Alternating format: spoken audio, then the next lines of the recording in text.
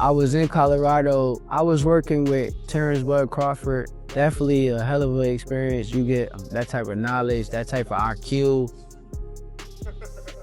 I look up to Bud a lot. Honestly, he's one of the realest dudes that I done met. He's still a normal person in his head. Like, he don't believe that he's above everyone else. And that's how I feel about myself. Boy, come on. Terrence talking, I try not to talk back. I try to just listen to. Straight, boom, straight shot. Like right here, boom, here you go. But you got to make sure you step. Bam. That's when the motherfucker trying to run out of it. When the motherfucker trying to run, pop, there you go. Even if I don't feel the same way that he feeling at the moment, it don't matter. I still want to hear him out and try to understand what he's saying. Here, Mom, only thing he can throw is a hook because you out the way of the right hand. You like a sponge. He soak up everything that he need to soak up, put it into his arsenal, and then he make the best out of everything that he learned from everybody.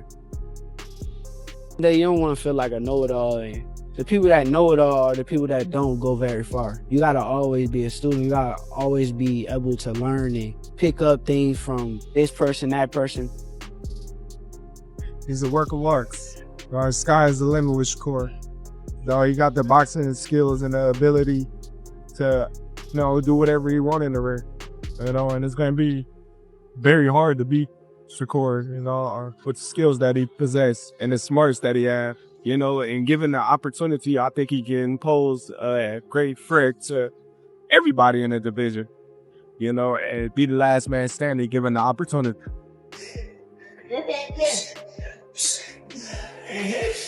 Cool. You cannot mess around and go into this fight with Teo and your hands is hurt, man. Shit, that's not gonna be a damn excuse. Hell no. This is a dude, man, Teofimo Lopez, bro. He been going at us. Yeah. Fighters should look at Shakur. He's always in camp. He's never out of shape. You'll never see him out drunk. You'll never see him out doing stupid things. Don't let the money get to him. No, and because the money is secondary.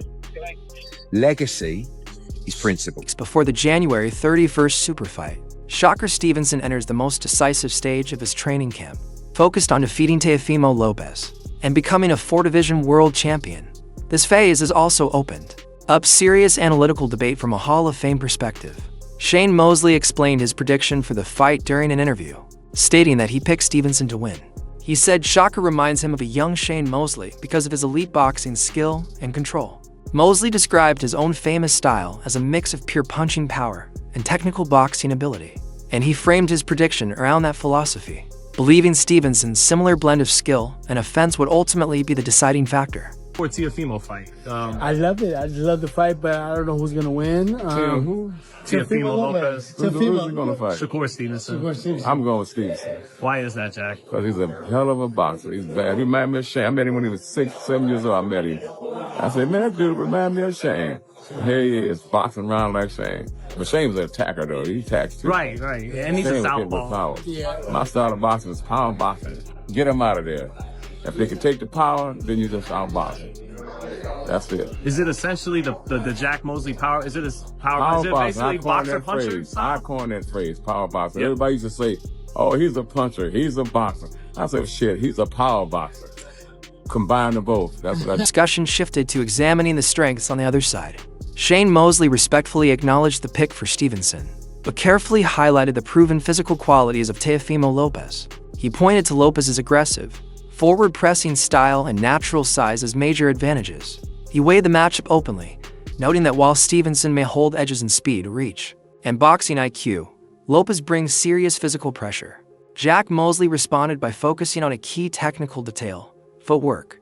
He argued that Lopez is just as fast, if not faster, and emphasized that his superior foot movement would be the difference, allowing him to control distance and create openings.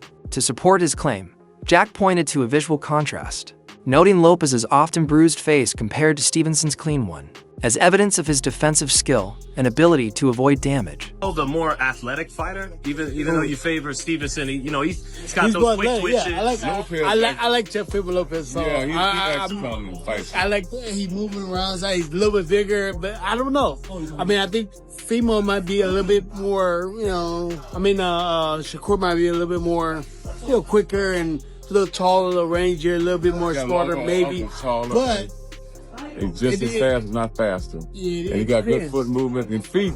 Good foot movement wins fights. He got good foot movement to get you in place to throw punches. Like Teofimo has good foot movement. Yeah. He be all over the place. He's like, He's not gonna beat Stevens. Yeah, beat Stevens. His eyes are too good. Too good. Yeah, his face ain't bruised up. So you sure? Pop say you got him.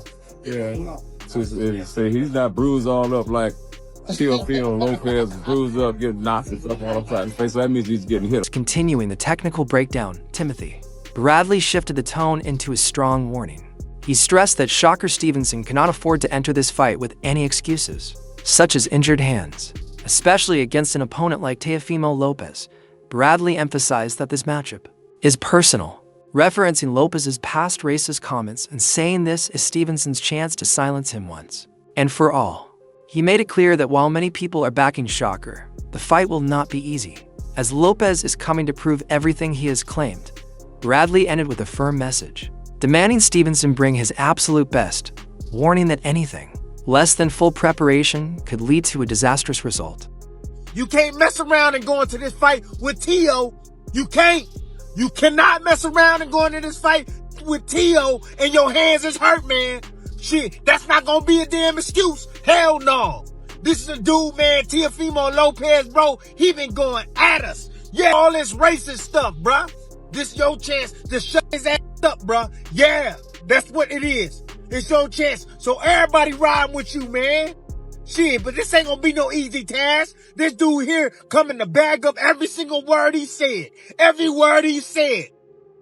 And you get in there and you play, and your hands ain't right, bruh. And you ain't in there being a little bit of with a little bit of Shakur, but you gonna have to bring everything out against this dude, Teofimo Lopez, cause he coming for your ass in every stage set for Shakur's legacy.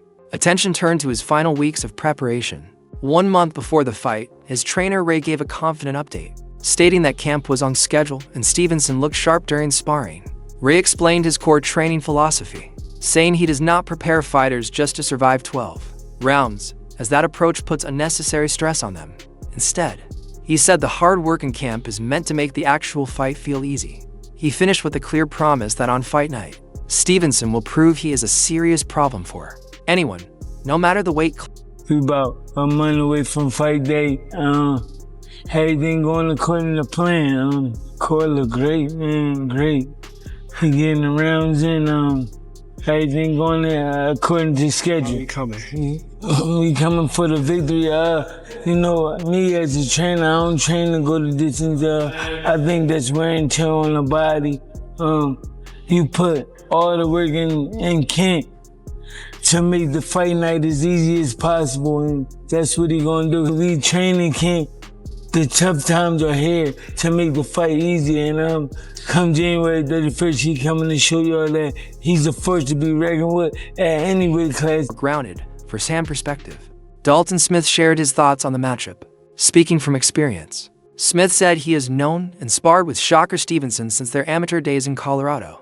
He praised both fighters, calling it a true 50-50 fight, but admitted he would slightly favor Stevenson. When asked about their sparring sessions, Smith described them as high-level and competitive, calling Shakur an unbelievable fighter whose amateur and professional accomplishments speak for themselves.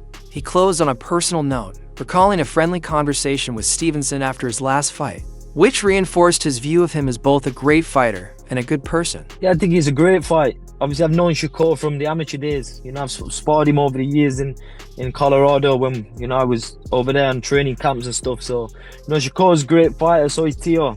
You know, and I really think it is a 50-50 fight, but I think I'd have to favour Shakur in that one. How is it sparring with Shakur Stevenson? You know, a guy like that?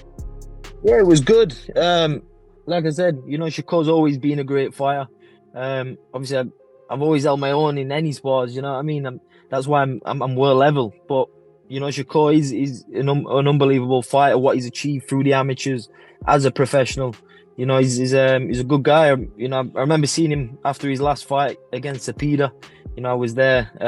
You know, I had a catch up, I had a picture and stuff with him. So Shakur's a good guy, you know, and I'm favouring him in the TO. Discussion then shifted to the perspective of rising contender Emiliano Vargas. He He made his prediction for the fight and stated it clearly in favor of Shakur Stevenson, dismissing any claims of bias. Vargas explained his choice by praising Stevenson's style, describing him as a fighter who, systematically, breaks opponents down over 12 rounds.